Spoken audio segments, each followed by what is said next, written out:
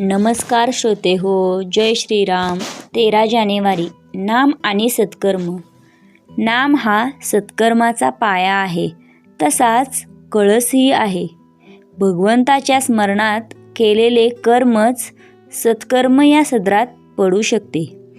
भगवंताच्या विस्मरणात केलेले कर्म सत्कर्म ठरू शकत नाही.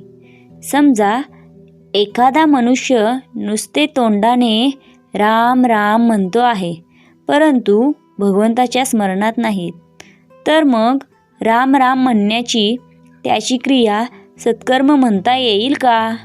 वास्तविक नाम हे स्वतः सिद्ध असल्याने ते जाणता व अजाणता म्हटले तरी ते सत्कर्म याच सदरात पडते.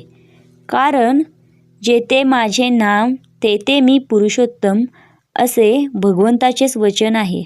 म्हणून नामाचा उच्चार आणि भगवंत या दोन गोष्टी निराळ्या असूच शकत नाहीत. मुखाने नाम म्हणणाऱ्याचे लक्ष भगवंताकडे असो वा नसो, ते सत्कृत्य याच सदरात पडते.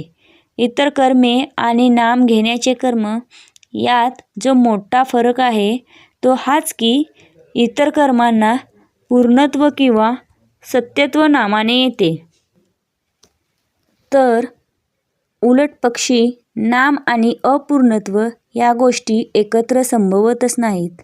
म्हणून नाम भगवंताच्या स्मरणात घेतले किंवा कसे घेतले हा प्रश्नच उद्भवत नाही. किंबहुना नाम मुखी आले की सत्कर्मे होऊनच लागतात. मूल झाले की मुलाच्या आईला पाना फुटणे, मुलाचे लाड करणे, त्याच्यावर सर्वतोपरीने प्रेम करणे या गोष्टी जशा न शिकविता सहज होतात, तशीच स्थिती नाम घेणाऱ्याची सत्कर्माच्या बाबतीत होते. इतकेच नव्हे तर त्या आईला जर म्हटले की तू मुलाला जवळ ठेव, पण त्याच्यावर प्रेम वगैरे काही करू नकोस, तर ते जसे तिला शक्य नाही.